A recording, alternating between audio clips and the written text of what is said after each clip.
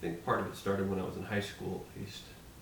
I had studied the Book of Mormon all my life, and I had been a church-going member all my life, and I had had wonderful experiences. I'd made good friends, and it was my family tradition, and it was integrated into the society really well, and everything. It was my freshman year in high school, though, when I took a biology 100 class, and my teacher started to teach us differing views on how life started, Charles Darwin, how species evolve, mutations. He started getting into some of these more scientific things, and I was a very curious person. I was not the sort of person that would just take what anybody would say. I wanted to know for myself, and a lot of my friends started to question their own faith, their own religious faith at this point, and I think it's fairly typical in high school for people to start to look a little bit above what they had been taught all their lives and to try and look a little bit deeper into how did things start, where do we come from, why are we here, start questioning things.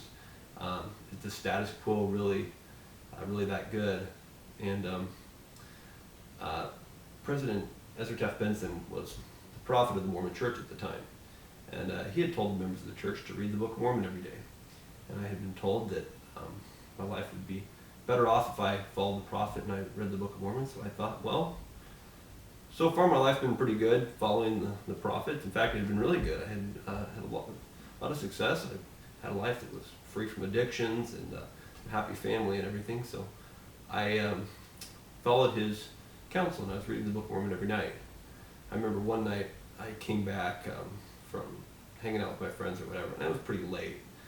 And I thought, oh, I don't want to read the Book of Mormon tonight, it's so late. But then I remembered I made the commitment that every day I was going to read the Book of Mormon. I had been doing this for a bit months by now, as I recall.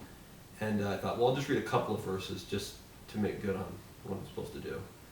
And I remember that night as I was reading, I started to, something triggered in my mind really deeply, and I started to think really deeply about the things of God and what He had done for me and what He had done for the human race since the time of the Bible. I remember thinking of Moses parting the Red Sea and many of the fantastic miracles that he had caused to happen. I started to think on these things, and then I turned my eyes back to the chapter and verse I was reading, and I actually don't even remember where it was, but then it just really started to sink into my heart that that same God was touching my heart at that moment through the Book of Mormon.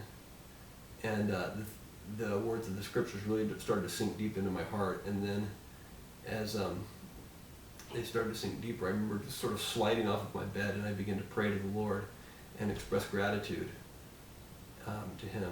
And then I started to ask if the Book of Mormon really was true. And then I had this feeling that I had never had before in my life.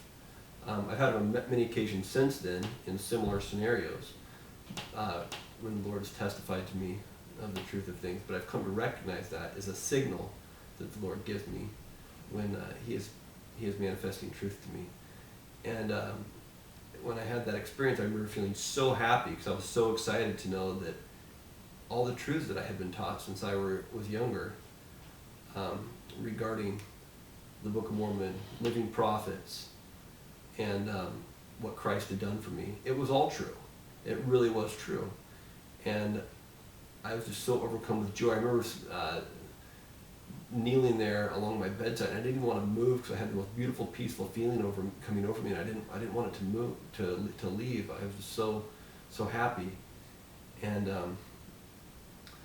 I am very grateful for the Book of Mormon, and I know that anybody who's willing to just pick up the book and read the words can have a similar experience.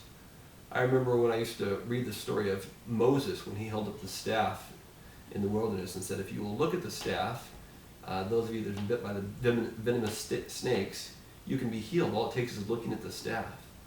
And since then, I've offered people to read the Book of Mormon, and sort of felt the same frustration when people have rejected the invitation, because to me it almost seems so simple, maybe too simple for them.